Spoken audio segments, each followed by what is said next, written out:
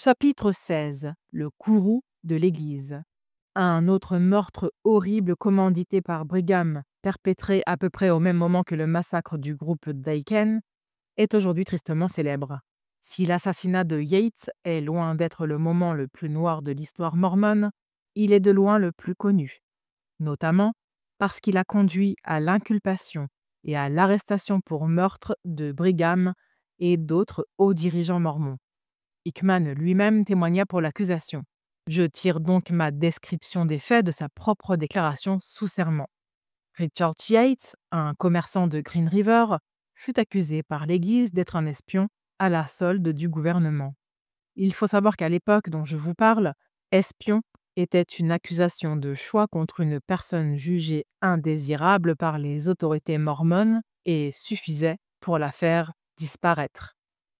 Yates agaçait tout particulièrement les saints parce qu'il refusait de vendre des munitions dont il disposait pourtant en quantité si l'acheteur n'achetait pas autre chose. Ils l'accusèrent d'approvisionner l'armée, procédèrent sans tarder à son arrestation et le firent escorter jusqu'à Fort Bridger. Une fois débarrassés du propriétaire, ils se saisirent de son magasin et de toutes ses marchandises. Hickman reçut l'ordre d'emmener le prisonnier jusqu'à Fort Bridger, où quelqu'un se chargerait de lui, et d'apporter l'argent qui lui avait été confisqué, pas loin de 900 $ à Brigham. Hickman s'exécuta, accompagné d'un de ses frères, un gentil de visite, de Mickham, son complice dans le meurtre de Back, et un homme du nom de Flake. Alors qu'ils s'étaient mis en route, Joseph A. Young vint à leur rencontre pour les informer que son père avait ordonné la mort de Yates et que, pour ce faire, Hickman devait le conduire jusqu'au campement de Daniel W. Jones où davantage d'instructions lui seraient communiquées. Le groupe arriva au campement au soleil couchant et Yates fut assassiné dans son sommeil cette même nuit. Hickman et Flake apportèrent la nouvelle et l'argent à Brigham. Ce dernier, affable de prime abord, s'assombrit lorsqu'Hickman laissa entendre que, étant donné les frais occasionnés, il n'était que justice qu'une partie de l'argent leur revienne. Il admonesta immédiatement les deux hommes pour leur cupidité. L'Église avait impérativement besoin de cet argent pour financer la guerre. Flake apostasia sur le champ. Le mormonisme ne payait de toute évidence pas suffisamment à son goût. Hickman eut lui aussi du mal à avaler la réaction de Brigham. Le prophète ne l'indemnisait jamais pour toutes les sales besognes qu'il lui demandait d'effectuer. Il préférait, semble-t-il, le rémunérer en femmes. Je pense qu'il en avait bien 17. C'était le genre d'homme que la Réforme fit sortir de l'obscurité, l'épion d'une église corrompue et assoiffée de sang. Ces fidèles adeptes de l'expiation par le sang pouvaient tuer apostats comme gentils sans même scier. Et pourtant, aussi mauvais fussent-ils, croyez-moi, leurs employeurs étaient bien pires. Pendant cette période noire, toute offense était constitutive d'apostasie. Pendant cette période noire, toute offense était constitutive d'apostasie et la décision sans appel de l'Église entraînait immédiatement une punition appropriée. Le fanatisme atteignit son paroxysme et des centaines d'innocents furent ainsi sacrifiés. La plupart du temps, les crimes perpétrés, sous couvert de religion, n'étaient connus qu'à l'endroit où ils avaient été commis. Les meurtres étaient si fréquents qu'ils en devinrent presque une banalité. Les gens ne réalisaient toute l'horreur de la situation que bien longtemps après, quand ils prenaient le temps de considérer les événements qui s'étaient joués sous leurs yeux. Un certain Thomas Lewis, du comté de Sanpete, qui avait tout juste 20 ans, compta parmi les victimes de l'expiation par le sang. Le jeune homme, connu pour son calme et sa réserve, était apprécié de tous. Depuis la mort de son père, il vivait seul avec sa mère et lui était très attaché. Un jour, ses amis parvinrent à le convaincre de se rendre à un bal. Il passa le plus clair de la soirée aux côtés d'une de ses amies. La jeune femme, sachant combien son compagnon était réservé, semblait bien décidée à lui rendre la soirée agréable. Malheureusement, le hasard voulut que Snow, l'évêque de la paroisse à laquelle appartenait la famille Lewis, eût jeté son dévolu sur la jeune fille. Il ne vit, par conséquent, pas d'un très bon œil qu'un autre que lui ose s'intéresser à sa future femme. L'évêque avait déjà de nombreuses épouses et ne comptait pas s'arrêter en si bon chemin. Le sort de Lewis était scellé. Snow n'eut qu'à aller trouver quelques-uns de ses amis, qui n'étaient jamais bien loin, et le tour était joué. Tous s'indignèrent d'apprendre que le jeune homme avait eu le culot ne serait-ce que de parler à une femme destinée à l'évêque. Les hommes de main de l'évêque placèrent immédiatement Lewis sous surveillance et attendirent qu'une occasion se présente. Un soir, ils fondirent sur lui sans crier gare. Le traitement qu'ils leur firent subir fut si barbare que la décence m'empêche d'entrer dans les détails. Ces agresseurs le laissèrent pour mort, et il leur fallut 24 heures pour que son frère le trouve et le ramène chez leur pauvre mère bouleversée, qui le soigna, le cœur brisé, jusqu'à ce qu'il recouvre enfin la santé. Une fois rétabli, Lewis se distança de ses anciens amis et refusa même de reprendre sa place à la table familiale. Il sombra dans une dépression si profonde que rien ne parvenait plus à éveiller son intérêt. Il vécut plusieurs années avec sa mère avant de disparaître du jour au lendemain, et personne n'entendit jamais plus parler de lui. Sa mère et son frère remuèrent ciel et terre pour le retrouver, en vain. J'ai bien peur que ce qu'il est advenu du jeune homme reste à jamais un mystère. Il est fort probable que les hommes de main de Snow aient mis un terme à son existence. Brigham, qui a suivi l'affaire depuis ses débuts, a toujours soutenu l'évêque. Snow, apparemment pas le moins du monde accablé par la culpabilité, a maintenu sa position dans l'Église. Il a même été envoyé en mission pour prêcher l'évangile éternel de Jésus-Christ aux pauvres nations de la chrétienté plongées dans l'ignorance, et il s'est scellé depuis à bon nombre d'autres femmes. Le plus incroyable dans cette affaire, c'est que la mère de Lewis est restée fidèle à sa foi, envers et contre tout, et que depuis la terrible et scandaleuse tragédie qui l'a privée de son fils, elle a été scellée à Brigham. Le prophète se garde bien de la mentionner quand il parle de ces femmes, mais sachez que je tiens cette information de source sûre puisque j'étais moi-même mariée à lui depuis 2 ans lorsqu'il se scella à elle. Ne vous y trompez pas, le prophète n'a pas agi par pitié en l'accueillant dans sa famille. Il n'avait que ses intérêts personnels à l'esprit quand il a pris cette décision. Voyez plutôt. Après la disparition de son fils, Madame Lewis ne supporta plus de rester à St. Pete qui abritait trop de souvenirs de son fils pour lui permettre de trouver la paix. Elle décida donc d'aller s'installer à Provo où, grâce à sa fortune assez conséquente, elle s'acheta une très jolie maison. Très vite, malheureusement, la propriété perdit de son cachet car Brigham fit construire une usine dans son voisinage direct. Les hommes chargés du projet proposèrent de dévier un cours d'eau et de le faire passer par son jardin. Comme vous pouvez facilement l'imaginer, Madame Lewis ne vit pas cette proposition d'un très bon œil. Choqué par son refus de voir sa propriété ravagée pour l'usine de frère Brigham, ils se précipitèrent chez le prophète pour lui faire part de l'insubordination de Madame Lewis. Brigham échafauda immédiatement un plan pour la faire céder. Il se rendit en personne à Provo pour la demander en mariage et lui adresser ces quelques mots. Je sais que vous avez beaucoup souffert au nom du Seigneur. Sachez que j'éprouve pour vous une profonde compassion. Je désire aujourd'hui faire quelque chose pour vous et essayer de vous réconforter. Je pense que vous aurez tout à gagner à devenir un membre de ma famille. Madame Lewis était une femme d'un certain âge dont les enfants étaient tous adultes et elle n'avait aucunement besoin de se marier pour subvenir à ses besoins. Comme dans la religion mormone, les femmes n'obtiennent le salut que grâce à leur mari, celles-ci se mariaient souvent dans leurs vieux jours.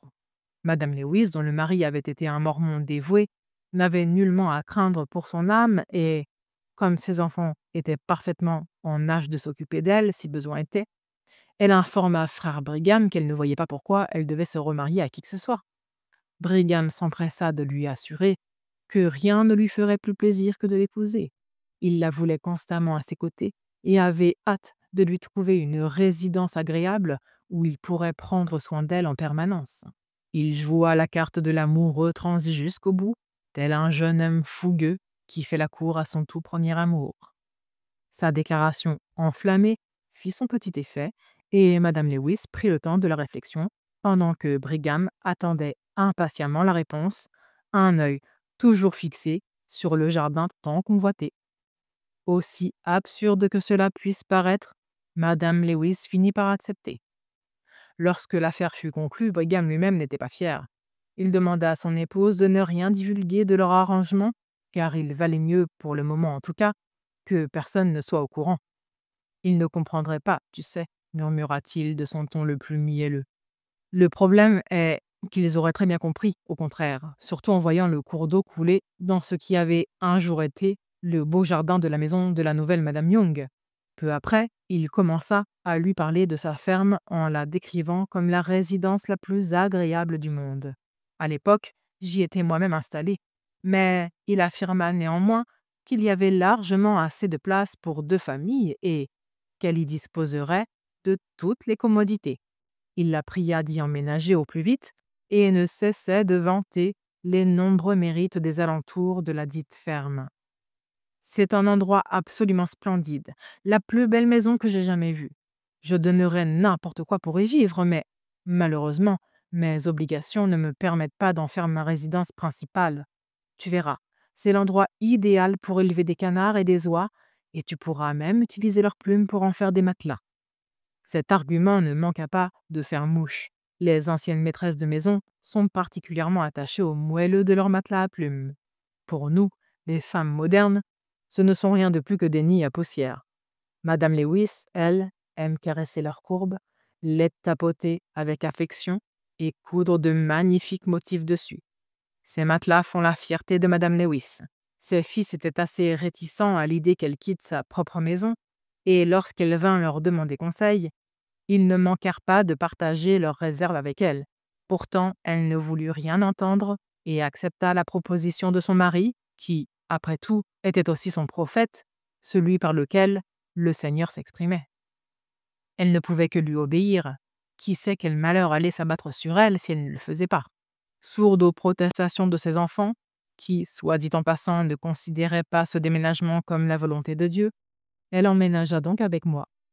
Aucune de nous deux n'aimait cet arrangement puisque nous savions toutes les deux pertinemment qu'aucune maison n'est jamais suffisamment grande pour 2 familles. Cependant, nous savions qu'il n'aurait pas été avisé de nous plaindre auprès de Brigham. Nous nous fîmes donc discrètes, en attendant que Brigham décide par lui-même de nous séparer. Madame Lewis se montra patiente envers moi. J'en vins même à l'apprécier énormément et, dans notre cohabitation forcée, nous nous entendîmes à merveille. Cette situation dura jusqu'à ce que ma maison en ville soit terminée, c'est-à-dire environ 4 mois après l'arrivée de Madame Lewis à la ferme.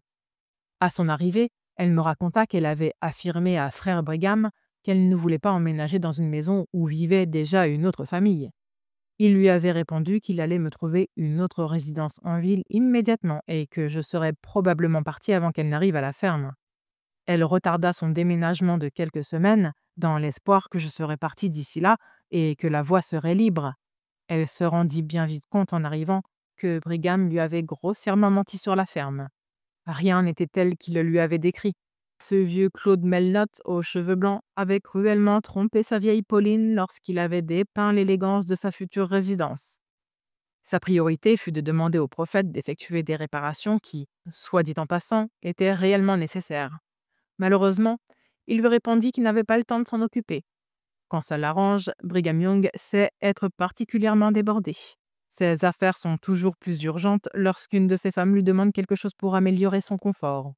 Après 1 an de cette vie à la ferme, elle me raconta que Brigham n'était pas venu la voir une seule fois. Par contre, il avait pris possession de sa propriété et l'avait transformée pour les besoins de son usine. Le cours d'eau traversait à présent son jardin et sa maison lui servait de bureau. Le domaine avait été complètement dévasté, si bien qu'elle ne put jamais retourner y vivre. Qu'elle le veuille ou non, elle devrait vivre dans la ferme jusqu'à ce que Brigham en décide autrement ou jusqu'à ce que ses enfants lui trouvent une autre maison. Elle pourvoit entièrement à ses besoins et la seule aide qu'elle reçoit provient de ses enfants, qui sont très bons avec elle, bien qu'il n'ait pas particulièrement apprécié que Brigham mette la main sur la propriété de leur mère. La promesse de matelas en plumes n'était qu'un beau mensonge créé de toutes pièces pour la convaincre d'aller vivre dans la ferme. Lorsqu'elle arriva sur place, elle se rendit très vite compte qu'elle n'aurait ni canard ni oie à élever. Le prophète s'était, de toute évidence, laissé emporter par son imagination lorsqu'il avait dépeint la magnificence de la ferme à sa future épouse. Madame Lewis avait été le jouet de l'avarice de Brigham Young, de même que son fils avait été la victime de la jalousie de l'un de ses disciples. Elle n'avait aucune raison d'aimer le mormonisme. Ces deux doctrines principales, l'alliance éternelle et l'expiation par le sang, lui avaient après tout volé tout espoir de bonheur. Pour en revenir à l'expiation par le sang, laissez-moi vous parler d'une autre de ses victimes. Il s'agit d'un homme du nom de Thomas Williams. Ce mormon dévoué fut un des premiers à migrer vers l'Utah et à y adopter la polygamie. Avocat de profession, ses affaires étaient très prospères, mais c'était, j'en ai bien peur, un homme très indépendant et fort de ses opinions. Il s'était déjà opposé à Brigham sur de nombreuses questions politiques et était un excellent ami du juge Stills, qui s'était lui-même attiré les foudres de l'Église à cause de ses jugements justes et impartiaux.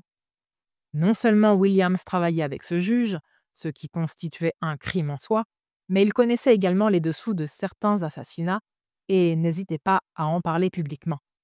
Il commençait à devenir un véritable danger pour Brigham et le reste de l'Église. Le président se rendit donc chez les parents de Williams pour se plaindre de la conduite de leur fils et les mettre en garde. Si Tom n'arrive pas à se comporter correctement et continue de me causer des ennuis, je me verrai dans l'obligation de régler le problème moi-même. Williams apostasia peu de temps après et se permit de parler très librement de l'Église mormone et de ses dirigeants, apparemment peu inquiets de voir ses propos parvenir aux oreilles du prophète. Il savait pourtant pertinemment qu'il tenterait de le punir pour ce qu'il considérait comme un véritable blasphème. Il sembla qu'en même temps qu'il avait perdu la foi et le respect qu'il avait un jour éprouvé pour l'Église, Williams avait perdu toute crainte. Il partit pour la Californie peu après son apostasie, décidé non seulement à y vivre, mais également à y faire venir sa famille une fois installée. Pendant la traversée des plaines, il fut malencontreusement attaqué et tué par des Indiens. Son corps affreusement mutilé fut abandonné aux vautours. Les habitants de Salt Lake City savaient pertinemment que les Indiens responsables de son assassinat avaient le teint incroyablement blanc et que Williams avait été tué sur ordre des autorités de l'Église. Le destin tragique de Williams était en contradiction avec le célèbre sermon sur les apostats prononcé par Brigham quelques années auparavant. Voici ce que le prophète avait dit sur les apostats indépendants. Lorsqu'un homme renie sa foi ouvertement et s'exclame « Maudit soit le mormonisme et tous les mormons » et part pour la Californie, je me dis que c'est un gentleman comparé aux mauvais apostats qui n'assument pas leurs convictions. Williams était très certainement très indépendant, mais son indépendance fut bien incapable de le sauver. Dans ce même sermon, qui était prêché exclusivement contre les Gladenites, le nom donné aux disciples de l'évêque Gladden, un homme qui s'opposait à Brigham sur certains points de la croyance mormone et qui refusait de reconnaître en Brigham le véritable successeur de Joseph Smith, Brigham ajouta également: « La semaine dernière, alors que je revenais de l'église le jour de sabbat, j'ai été salué par un apostat qui prêchait dans la rue. Je veux savoir si, parmi vous, fidèles mormons, il y a quelqu'un qui dirait: exprimons nos deux points de vue sur la question, et écoutons et prouvons ce que nous avançons. Que voulez-vous prouver? Voulez-vous prouver qu'un ancien apostat qui a menti à 13 reprises et trahi l'Église mérite qu'on s'intéresse à lui? Nous préférons que ces infidèles s'en aillent en Californie ou n'importe où ailleurs. Je dis à ces gens, ne venez pas chercher les problèmes ici. Ne venez pas chercher les problèmes. Cela fait plus de 20 ans que nous connaissons l'évêque Gladden et nous savons que c'est un sale type.